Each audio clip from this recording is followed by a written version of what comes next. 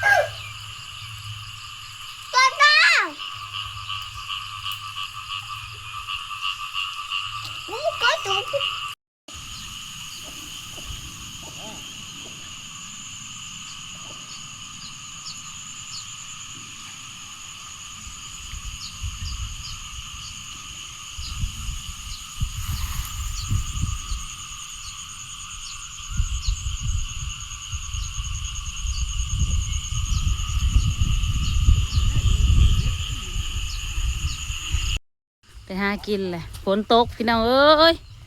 ตอนใหม่ใส่เบ็ดไปหาเบิ่งกู้เบ็ดน้ำกันยามเบ็ดหลอกสาวทุกคนกราบสบายดีตอนเช้าเด้อจ้าพี่น้องปองป่ายเนาะพูดไปทั้งพูดฮะมาพอๆกันนี้แล้วทุกคนกับสาวจิ๋วคนเก่าคนเดิมน้องไทก้าแล้วก็พรใหม่เมื่อนี้สิพาลงรอทงแต่เช้าฝนตกลินน้องไทก้าอยากไปแท้อยากไปว่านะเห็นบ่โอ้ป้าติโต เบิ่งดูฮะบ่มีปลาบืนบ่ลูกแนมเบิ่งดู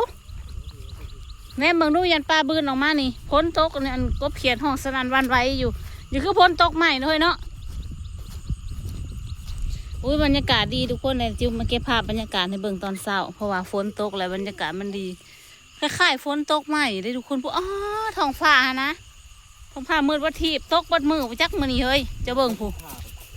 พายุเข่าบ่พายุเข่าลาวอีกแล้วทุกคน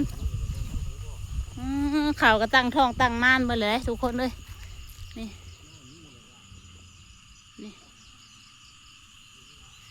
มืดแท้นี่เอาแสงขึ้นก่อนอย่าลืมมาแสงขึ้นผู้ย่างไว้เลยยามเบ็ดรอบเศร้าทุกคนเบ็ดปลาใส่เบ็ดกบอะไรกินเมื่อคืนในพรใหม่เลยจักโตได้3 โตเราได้ปลาขอทุกคนแต่จิ้วไปมาถ่ายคลิปน้ำลาวเด้อไปทุกคนปลาได้หาพวกบวบรวมอย่างนี่หลอนวะฮะความลุกความเก่งมากเลย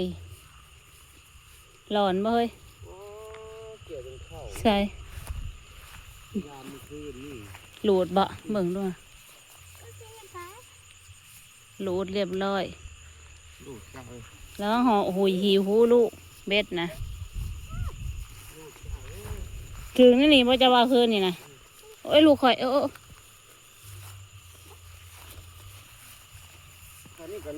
หลุดเบิดกูคัดเลยปลาจนไปมือแรงใส่อีเคยมีปลาได้นี่ให้น้องนี่มีปลาได้นี่อุ้ยเขาให้น้องเขาก็งามเลยเนาะมายามเบ็ดพี่น้องมีเดลูดย่างไม่ไหวบ้างไงผูกจนเกี่ยวก็เขาหมักเบ็ดจนลาเกี่ยวก็ขาวรุด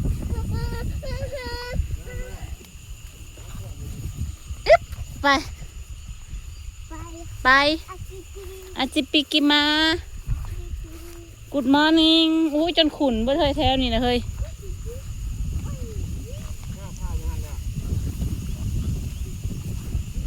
ใช่แล้วอ่ะมันก็อยากไปน้ำเจ้าย่อขามปั๊บไปนะฮะน่ะขามน้ำมาจับ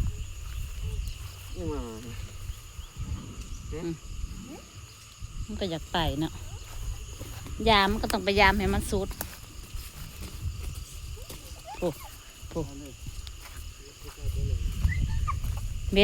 บ็ดจะใส่ในใส่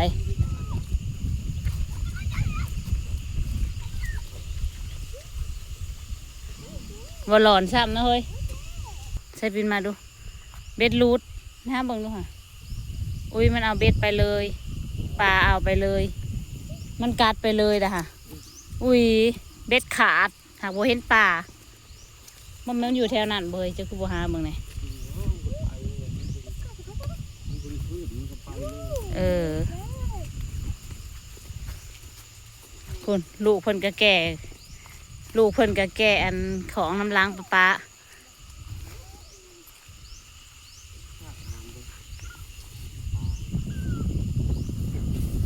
รอบเช้าผัดหลอนเบิดทุกคน มาเด้อกลับมาไปยัง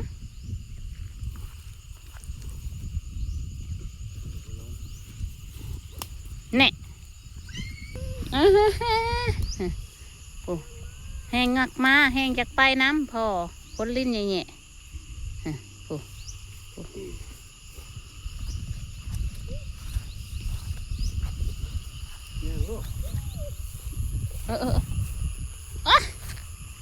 บรรยากาศพี่น้องเอ้ยตรงนี้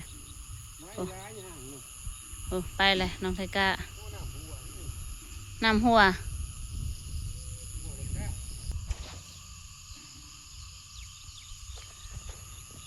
ข่าวกำลังสิถอกอุ้ยกลมเบิ้แล้วข่าวนะพี่น้องกลมเบิ้แล้วมึงไงงามข่าวปีนี้สวยงามมากว่าปีนี้ได้ข่าวสวยงามมากทุกคนปะมึงไงก็แท่นี้บางอย่างเมียเลยเฮ้ยแท่นี้คอยกระว่างขาดว่านเขาห่างปันนี้เนาะมึงไงซ้ำดำเอาทุกคนซ้ำดำเอาเขาให้นี่งามลมผัดอู้บรรยากาศยามมื้อเช้าพี่น้องเอ้ย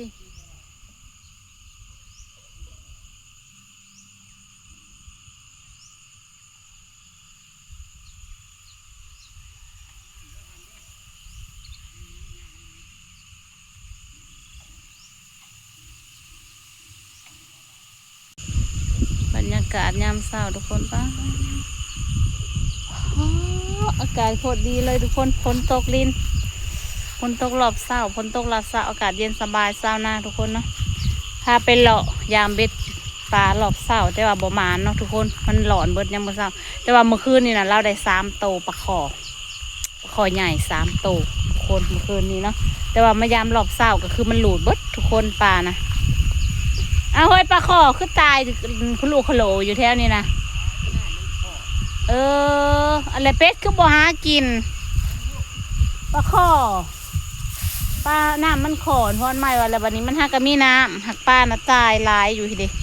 ปลาข้อน้อยไปทุกคนขึ้นเมื่อบานนี้มาหาเราทงไฮทงนาบรรยากาศดีอู้ลมพี่น้องลมผัดขาวลมผัดขาวบรรยากาศโคตรดีเลยทุกคนเนาะเนี่ยอันนี้นั่นจิ๊วอยากเอาไว้ลูกถิ่นโอเคพี่น้องจิ๊วขอตัวขึ้นเมื่อเที่ยงนาก่อนทุกคนจ้าเนาะตอนนี้กะสวยแล้วทุกคนมาเลาะยามเบ็ดน้ำพรใหม่แต่กับประมาณทุกคนเบ็ดปลาเนาะแต่ว่าเมื่อคืนเนี่ยหันได้อยู่เนาะทุกคนแต่ว่ารอบเช้าหันประมาณแต่ว่าเมื่อคืนนี่หามานอยู่ทุกคนเนาะได้3 โตเมื่อคืนนี้ทุกคนโอเคพี่น้องจะได้กันจิ๊วก็ฝากกดไลค์กดแชร์เป็นกำลังใจให้จิ๊วในเด้อทุกคนเนาะพรคลิปหน้าจ้าพี่น้องมื่อนี้มีอย่างไรมาถ่ายบรรยากาศยามเช้าอยู่ทงไห้ทงนาให้เบิ้งทุกคนเนาะกับบรรยากาศฝนตกแล้วก็กบห้องเอาแมบได้ทุกคนเลยมีกบห้องมือในเขาพี่น้องข้าวสวยมาก